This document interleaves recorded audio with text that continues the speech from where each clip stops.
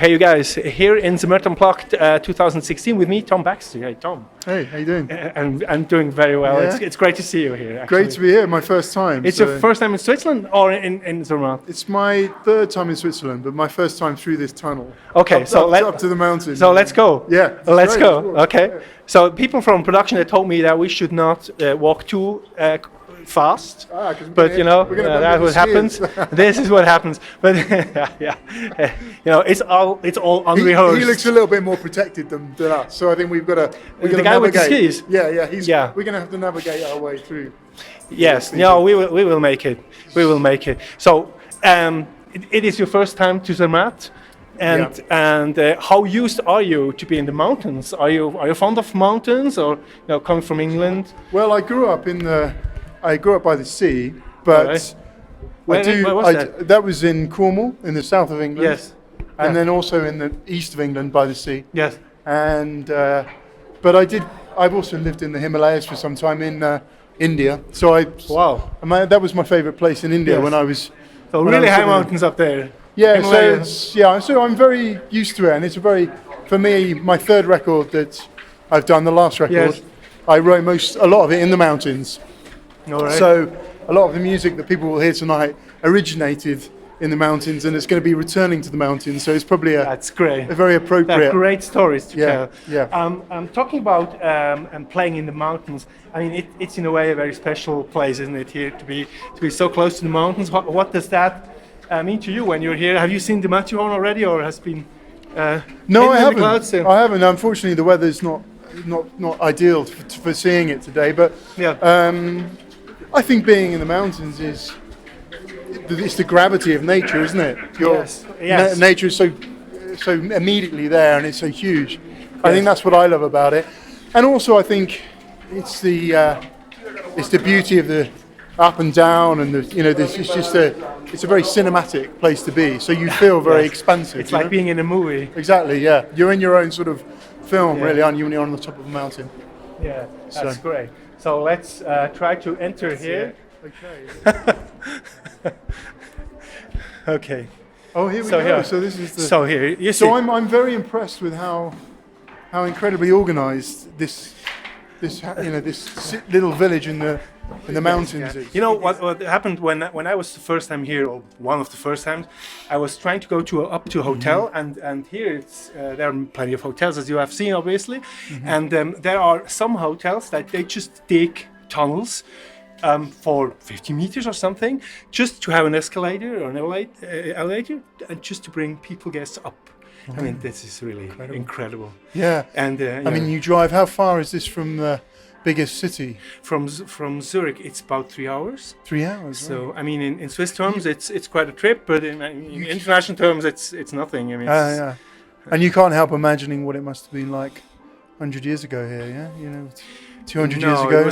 How did people survive? But you know, Tom, that the British people they actually discovered, or they supported Switzerland in becoming one of the most important tourist regions of the Alps. Oh, I didn't know that. Yeah, because even the first guy to climb the Matterhorn was a British guy, 150 years ago. Last year. Oh, that's right. Last year there was this anniversary. I saw a documentary about that. That's right. Yes. British guy. Yeah. It was a British guy. So you're British too. So is this mountain? Lots of things. Is this mountain we're looking at that you look at when you're? Yes, that's the Matterhorn. Yeah. That's the Matterhorn. Whenever you eat a Toblerone chocolate, it's looking like the Matterhorn. So I mean, we are lucky enough to have this mountain, but still we haven't done anything for it. I mean, I don't know how we deserved it, but of course for Zermatt and whole Switzerland, it's really lucky to have. Yeah. We're lucky enough to have this. Yeah. Well, it's I suppose every country has something beautiful, doesn't it? Yes, of course. Yeah. And mountains is your speciality. I guess. Yes. And fondue. And fondue. and what was the other thing I had? What was the fish I had? Not pilchards. The fish you have by the lake. A fish. Felchen or egli. We talk. It's a perch. We have a perch. It's kind of a perch. Perch. We have. This was very popular in England when the Romans arrived. Yes. And then over the years, we still have it, but no one eats it. So it's quite. So what's in the fish and chips recipe then? Well, that's cod. Okay. You have cod, haddock, plaice. Okay. But you never have perch. It's mainly cod. Okay. And so you're staying for longer than just. No, we just stay for tonight, and then I go back, and then I'm writing all next week with different artists. Actually, no, I'm writing with. Yes, I'm writing some for other bands, and then I'm working on my own record as well. Yes. With a couple of other writers. Okay. So but working also on a new album then. Yeah, I'm working on a new album. I'm sort of. I'm probably about halfway through. I take a very long time making records, so I never know exactly when they're going to arrive. But well, I mean that's great if you don't feel any hurry for that. Well, I think there's enough content. Record labels are still in the neck, or no? I have my own label, All right. and I don't really need to be with the record label until I release a record. But I feel like there's enough music out there to warrant me waiting until I feel like I've got something good to offer. Yeah. Otherwise, if I just put out music, one after the other, I think it's got to be something I'm proud of. Sure. So now the cable car is running. So we will be digging still in the middle of the mountain. Right. So we're in the middle of the mountain. We're in the middle. This goes just everything inside of the mountain, and then when we get out, we will be. Up the village, and hopefully we see the mountain, the Matterhorn. If not, we will see tomorrow. Well, if we do, it'll be a great. Yeah, we leave tonight still. No, you will sleep. Yeah. All right. Yeah. Well, I hope so. No, you will love it. Yeah. And also the crowd. I mean, this is music you are creating is really particularly well fitting here. I hope so. Yeah, I hope so. I think my agent seemed to think that it was a good. A place for me to play and very appropriate. Yeah. What do you think about this idea to have a festival which reflects or focuses only and solely on the unplugged idea? On the unplugged idea? This concept that it's really unplugged. It's not only a set, but or a couple of songs that are usually played within a set, but it's really a full unplugged festival. Well, I think it's a really good opportunity for people to see the bare bones of an artist. Yeah. To see whether their craft is truly transmitting with their skill and their songs, their voice. Sometimes I think maybe in a lot of pop music it's covered over by glitzy production or big bands and lots of noise. So I think perhaps the most advantageous thing to unplugged situations is you get to hear the song. Yeah. And then you can tell whether the song is really working or not. Working or not working. Yeah. And I've made a whole record just with either playing piano or just playing guitar, my most recent record. And it's a very difficult thing to do because if the song isn't strong enough, it really becomes very evident that it's not strong enough. And you have to scrap it, and so for me, I like doing shows on my own. Like this. It challenges me to question my own art, Yeah, sure. It will be very intimate tonight. Yeah. There will be a few people. Yeah. Guests. They will come up the mountain with this very cable car.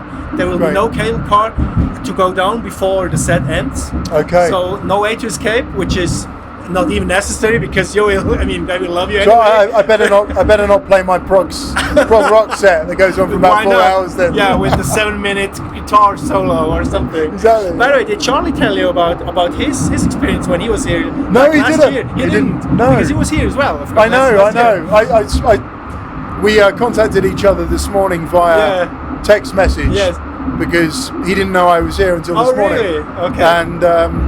But he said it was fantastic. Yes. So it was a very great show. Did he have a good show? Did he play here? The same No. I think he played downstairs. Yeah.